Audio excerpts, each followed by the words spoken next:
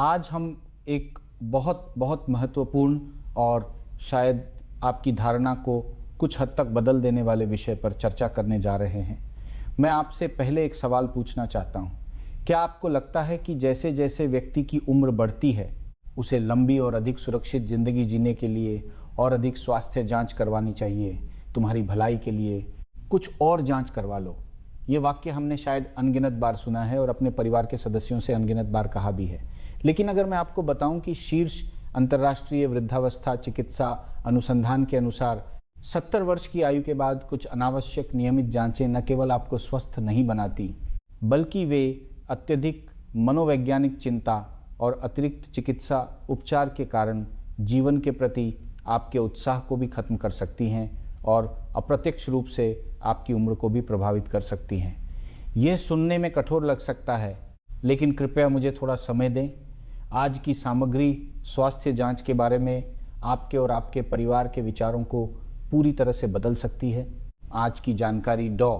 संजय गुप्ता की ओर से है। डॉ. संजय गुप्ता 25 वर्षों से अधिक के नैदानिक अनुभव वाले एक वृद्धावस्था चिकित्सा विशेषज्ञ हैं। उन्होंने बहुत से बुजुर्गों को अतिरिक्त जांच के बाद चिंतित और असहज होते देखा है, जिससे उनके स्वास्थ्य और जीवन पर गंभीर प्रभाव पड़ा है। आज हम मिलकर बुजुर्गों में अतिरिक्त जांच की वर्तमान स्थिति और खतरों, 70 वर्ष के बाद बंद की जा सकने वाली जांचों और उनके कारणों और बुजुर्गों के लिए वास्तव में आवश्यक जांचों के बारे में जानेंगे। जिन दोस्तों ने अभी तक सब्सक्राइब नहीं किया है, वे सब्सक्राइब बटन दबाना याद रखें। अगर आपको हमारी प्रस्तुति पसंद आए तो कृपया लाइक करें या कमेंट सेक्शन में एक टाइप करें। ये हमारे निरंतर काम के लिए सबसे गर्मजोशी भरा समर्थन है। चलिए आज का विषय शुरू करते हैं। जी, आज मैं पात्रिनी एक बुजुर्गों में अतिरिक्त जांच की वर्तमान स्थिति और खतरे। मेरे क्लिनिक में मैंने बहुत से बुजुर्गों को देखा है जो अपनी जांच रिपोर्टों से बंधे हुए हैं। डॉ. संजय गुप्ता ने एक यादगार मामला साझा करते हुए अफसोस जताया। शर्मा जी एक 78 वर्षीय सेवानिवृत्त प्रोफेसर हमेशा बहुत स्वस्थ रहे हैं। सेवानिवृत्ति के बाद भी वह अक्सर सुबह पार्क में टहलने और किताबें पढ़ने जाते थे। 3 साल पहले अपने बच्चों के जोर देने पर उन्होंने वार्षिक महंगा फुल बॉडी हेल्थ पैकेज करवाना शुरू किया। पहली रिपोर्ट आई और उसमें दर्जनों लाल निशान थे। कोलेस्ट्रॉल सीमा पर, उच्च रक्त शर्करा प्री डायबिटिक रेंज में, प्रोस्टेट स्पेसिफिक एंटीजन सूचकांक थोड़ा बढ़ा हुआ और छाती के सीटी स्कैन में एक छोटा ग्राउंड ग्लास नोड्यूल भी मिला। उस दिन से शर्मा जी का जीवन पूरी तरह से बदल गया। उन्हें अब पढ़ने या सुबह की सैर में कोई दिलचस्पी नहीं रही। हर दिन वह उन चिकित्सा शब्दों का अध्ययन करते थे जिन्हें वह समझ नहीं पाते थे। रात में वह चिंता में करवटें बदलते रहते थे कि कहीं उन्हें कोई लाइलाज बीमारी तो नहीं हो गई है। अगले 3 वर्षों में वह लगभग एक पेशेवर रोगी बन गए जो विभिन्न अस्पतालों के चक्कर काट रहे थे। हर 3 महीने में नोड्यूल की जांच करवाते और हर 6 महीने में रक्त परीक्षण दोहराते थे। जो व्यक्ति कभी हंसमुख और आशावादी था, वह चिंतित और चुप हो गया और उसका वजन भी काफ़ी कम हो गया। हाल ही में वह डॉ. संजय गुप्ता के पास आए। डॉ. संजय गुप्ता ने उनकी पूरी स्थिति का सावधानीपूर्वक मूल्यांकन करने के बाद धीरे से उन्हें बताया, शर्मा जी, आपकी लगभग 80 वर्ष की आयु को देखते हुए आपके शरीर में ये घिसाव और डेटा में विचलन वैसा ही है जैसे एक पुरानी कार जिसे दशकों से चलाया जा रहा है। कुछ हिस्से पुराने हो गए हैं, कुछ संकेतक सही नहीं हैं। ये पूरी तरह से सामान्य है। आपके फेफड़ों का नोड्यूल 3 वर्षों में बिल्कुल नहीं बदला है और पीएसए सूचकांक में उतार चढ़ाव भी महत्वहीन है। आपकी सबसे बड़ी समस्या शारीरिक बीमारी नहीं है, बल्कि स्वास्थ्य संबंधी चिंता है। शर्मा जी की कहानी कोई अकेली घटना नहीं है। एक प्रमुख भारतीय स्वास्थ्य संगठन के एक सर्वेक्षण के अनुसार 65 वर्ष से अधिक आयु के बुजुर्गों के लिए किए गए लगभग 60% जांच आइटम कम मूल्य वाली चिकित्सा देखभाल की श्रेणी में आते हैं, जिसका अर्थ है कि उन्हें करने से कोई लाभ नहीं हो सकता है, बल्कि यह शारीरिक और मानसिक बोझ और चिकित्सा प्रणाली पर दबाव बढ़ाता है। डॉ. गुप्ता कहते हैं कि एक को भी न छोड़ने के लिए 100 गलतियों को स्वीकार करने की जांच मानसिकता वृद्धावस्था चिकित्सा के क्षेत्र में बेहद खतरनाक है। अंतर्राष्ट्रीय शीर्ष चिकित्सा पत्रिका जेरियाट्रिक हेल्थ में प्रकाशित एक ऐतिहासिक अध्ययन ने 20 वर्षों से अधिक समय तक लाखों बुजुर्गों पर नज़र रखी और एक चौंकाने वाला निष्कर्ष निकाला। 75 वर्ष से अधिक आयु के बुजुर्गों के लिए अतिरिक्त जांच से उत्पन्न होने वाली मनोवैज्ञानिक चिंता का स्वास्थ्य पर नकारात्मक प्रभाव कई पुरानी बीमारियों से भी अधिक था। इस अध्ययन ने स्पष्ट रूप से कई महत्वपूर्ण आयु सीमाओं की ओर इशारा किया। 75, 80 और 85 वर्ष, इन आयु बिंदुओं के बाद कई नियमित जांचों के लाभ और हानि का संतुलन उलट जाता है। उदाहरण के लिए अध्ययन में पाया गया कि 75 वर्ष से अधिक उम्र की महिलाओं के लिए यदि पिछले कई वर्षों से उनकी मैमोग्राफी सामान्य रही है तो स्क्रीनिंग जारी रखने का बहुत कम मतलब है। ऐसा इसीलिए है क्योंकि इस आयु वर्ग में भले ही प्रारंभिक चरण के स्तन कैंसर का पता चल भी जाए, इसकी वृद्धि दर आमतौर पर बेहद धीमी होती है। कई बार बुजुर्ग अन्य कारणों से स्वाभाविक रूप से मर जाते हैं, जबकि ट्यूमर ने अभी तक उनके जीवन के लिए कोई खतरा पैदा नहीं किया होता है।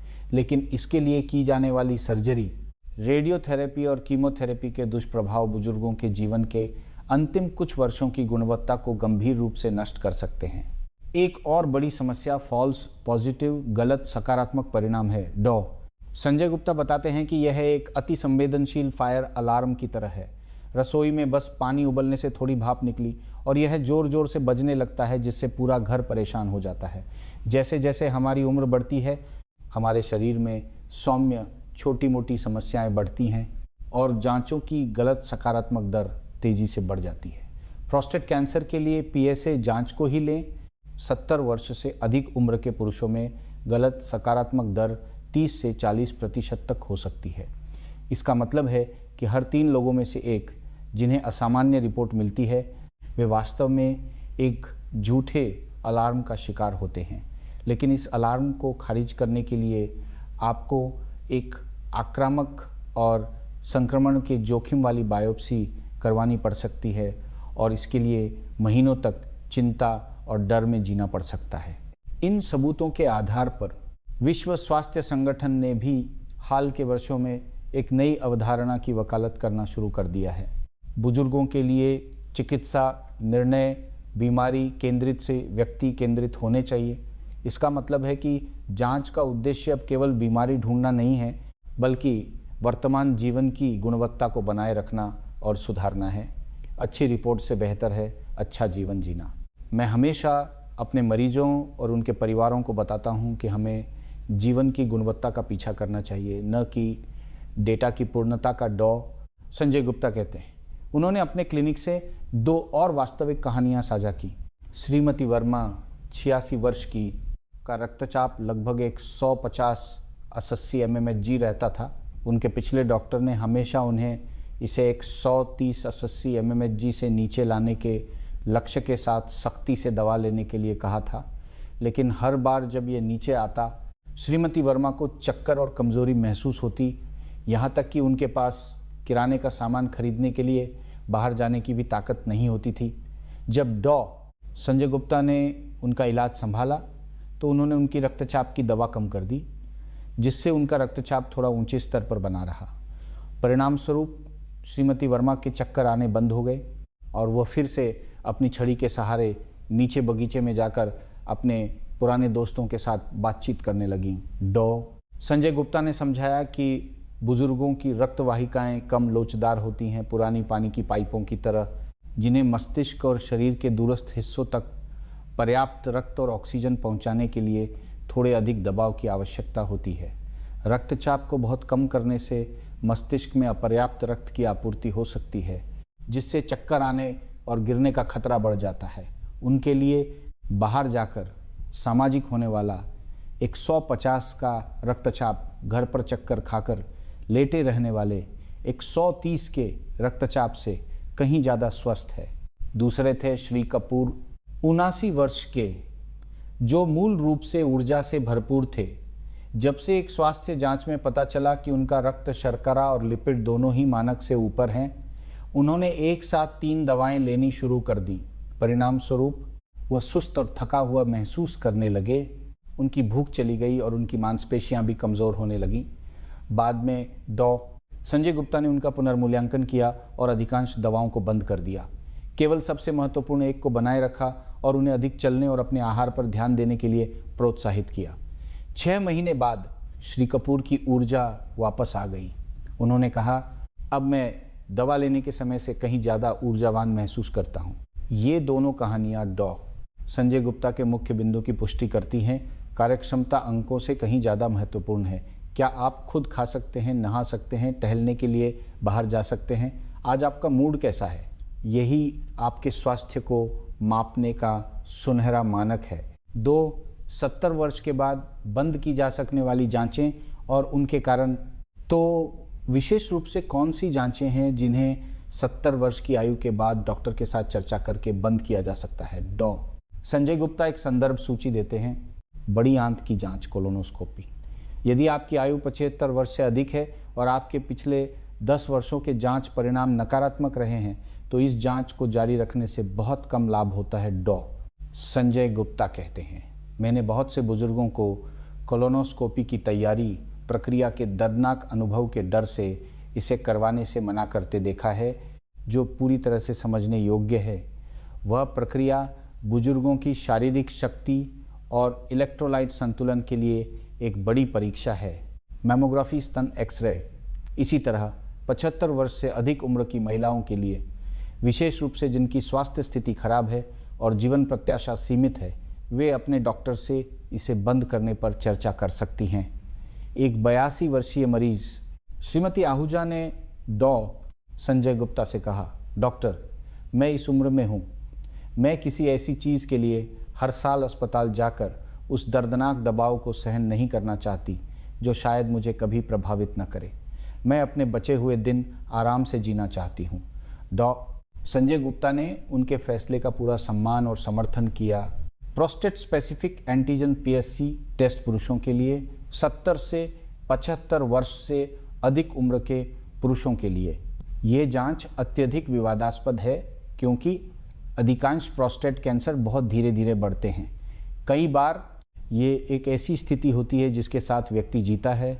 आप इसके कारण मरने के बजाय इसके साथ ही मर सकते हैं। एक थोड़ा बढ़ा हुआ PSA मान जो चिंता और बाद की जांचों का जोखिम लाता है, वो लाभ से कहीं अधिक हो सकता है। अस्थि घनत्व जांच, बोन डेंसिटी टेस्ट 80 वर्ष से अधिक उम्र के बुजुर्गों के लिए, विशेष रूप से जिनकी गतिशीलता पहले से ही सीमित है, इस जांच का भी बहुत कम महत्व है। डॉ. संजय गुप्ता कहते हैं, आपकी अस्थि घनत्व रिपोर्ट कितनी भी अच्छी क्यों न हो, एक बार गिरने से हड्डी टूट सकती है। इसलिए ध्यान अस्थि घनत्व के अंक पर नहीं, बल्कि गिरने से बचाव पर होना चाहिए। जांच पर समय और ऊर्जा खर्च करने के बजाय घर की सुरक्षा में सुधार करना, जैसे बाथरूम में हैंडल लगाना, गलियारों को अच्छी तरह से रोशन रखना और फिसलने रोधी जूते पहनना कहीं अधिक फायदेमंद है। बिना लक्षण के नियमित ECG। यदि आपको सीने में जकड़न, सीने में दर्द, धड़कन या सांस की तकलीफ जैसे कोई लक्षण नहीं है, तो हर साल नियमित ECG करवाने की बहुत कम आवश्यकता है। कई बुजुर्गों के ECG में कुछ गैर विशिष्ट परिवर्तन होते हैं जो ज़्यादातर हृदय की प्राकृतिक उम्र बढ़ने के संकेत होते हैं और जीवन पर कोई प्रभाव नहीं डालते हैं, लेकिन रिपोर्ट पर असामान्य शब्द आपको रात भर जगाए रख सकता है। 3, बुजुर्गों के लिए वास्तव में आवश्यक जांचें। तो बुजुर्गों को वास्तव में कौन सी जांचों की आवश्यकता है? डॉ. संजय गुप्ता इस बात पर जोर देते हैं कि मूल्यवान और वास्तव में महत्वपूर्ण जांचों में एक बात समान होती है, उनका परिणाम सीधे आपके वर्तमान जीवन की गुणवत्ता में सुधार के लिए कार्रवाई में बदला जा सकता है। दृष्टि जांच ये निश्चित रूप से नंबर 1 पर है। आंखें हमें दुनिया से जोड़ने वाली खिड़कियां हैं।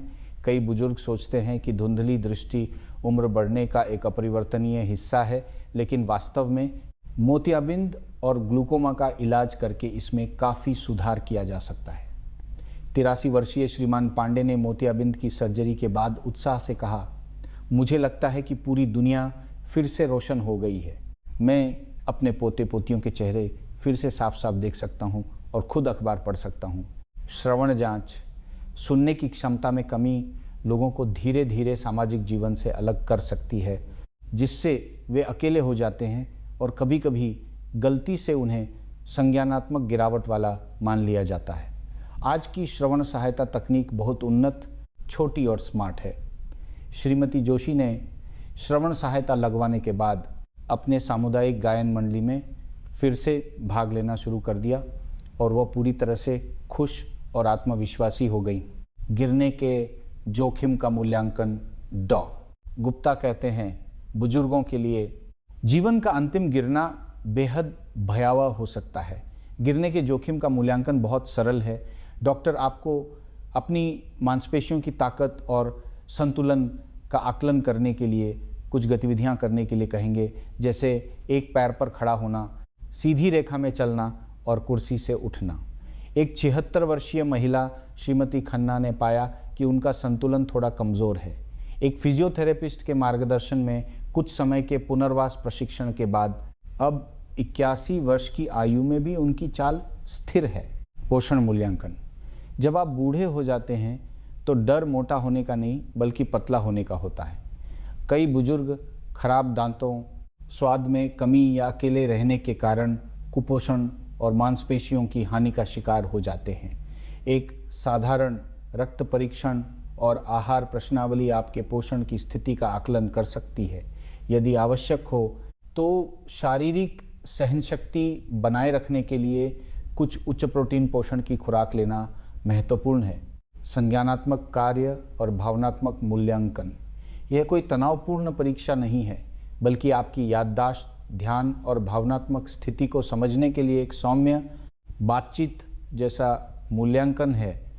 संज्ञानात्मक या भावनात्मक परिवर्तनों का शीघ्र पता लगाकर सामाजिक संपर्क, सीखने और व्यायाम जैसे गैर दवा उपायों के माध्यम से गिरावट को प्रभावी ढंग से धीमा किया जा सकता है और मस्तिष्क के स्वास्थ्य को बनाए रखा जा सकता है। बादी बुजुर्गों की जांच के मुद्दे पर डॉ संजय गुप्ता उन कठिनाइयों को पूरी तरह से समझते हैं जिनका सामना बुजुर्गों को डॉक्टरों से संवाद करते समय करना पड़ता है। जब डॉक्टर जांच का सुझाव देते हैं, उन्होंने कुछ व्यवहारिक संचार युक्तियां सिखाई हैं। डॉक्टर का सामना करते समय सवाल पूछने से न डरें। जब डॉक्टर किसी जांच का सुझाव दें तो आप मुस्कुराकर कह सकते हैं, डॉक्टर साहब, आपके सुझाव के लिए धन्यवाद। मैं ये समझना चाहता हूँ कि इस उम्र में मेरे लिए इस जांच के विशिष्ट लाभ क्या हैं। यदि कोई समस्या पाई जाती है तो हमारा अगला कदम क्या होगा। ठीक है, ये महत्वपूर्ण लगता है। मैं पहले घर जाकर अपने परिवार के साथ इस पर विचार करना चाहता हूँ और आज आपने जो जानकारी दी है उसे समझना चाहता हूँ। क्या मैं अगली बार आकर आपसे अपने फैसले पर चर्चा कर सकता हूँ? डॉक्टर साहब, इस समय मेरे जीवन का सबसे बड़ा लक्ष्य अपनी शारीरिक शक्ति बनाए रखना है ताकि मैं खुद टहलने के लिए बाहर जा सकूं। मैं यह सुनिश्चित करना चाहता हूं कि हम जो भी निर्णय लें वह इस लक्ष्य के इर्द गिर्द हो। मुझे विश्वास है कि इसे पढ़ने के बाद अब आपके पास स्वास्थ्य जांच के बारे में एक नई और समझदार समझ होगी। उम्र सब कुछ बदल देती है। अपने बूढ़े होते शरीर पर युवा लोगों के मानक लागू न करें। उन जांचों को चुनें जो आपके जीवन की गुणवत्ता के लिए फ़ायदेमंद हैं, न कि किसी दूर की शायद कभी न होने वाली बीमारी को रोकने के लिए चिंता में डूबे रहें। आप हमेशा अपने शरीर के मालिक हैं और आपके पास अपने लिए सबसे उपयुक्त चुनाव करने का अधिकार है। सच्चा स्वास्थ्य मन और शरीर का सामंजस्यपूर्ण सुख है। अपना समय और ऊर्जा ठंडे आंकड़ों पर ध्यान केंद्रित करने से हटाकर गर्मजोशी भरे जीवन के अनुभव बनाने में लगाएं। 70 के बाद हर दिन एक अनूठा उपहार है जिसे चिंता और भय में नहीं बल्कि पूरी तरह से आनंद लेने में बिताना चाहिए। यदि आज की सामग्री आपके लिए उपयोगी थी तो कृपया हमारे चैनल स्वस्थ बुढ़ापा को लाइक और सब्सक्राइब करना न भूलें और अधिक उपयोगी स्वास्थ्य जानकारी प्राप्त करने के लिए छोटी घंटी को चालू करें। कृपया इस महत्वपूर्ण वीडियो को अपने हर उस प्रियजन और मित्र के साथ साझा करें जिनकी आप परवाह करते हैं। आपका शरीर, आपका निर्णय। मैं आप सभी के लिए हर दिन स्वस्थ और शानदार जीवन की कामना करता हूँ। हम अगले वीडियो में मिलेंगे।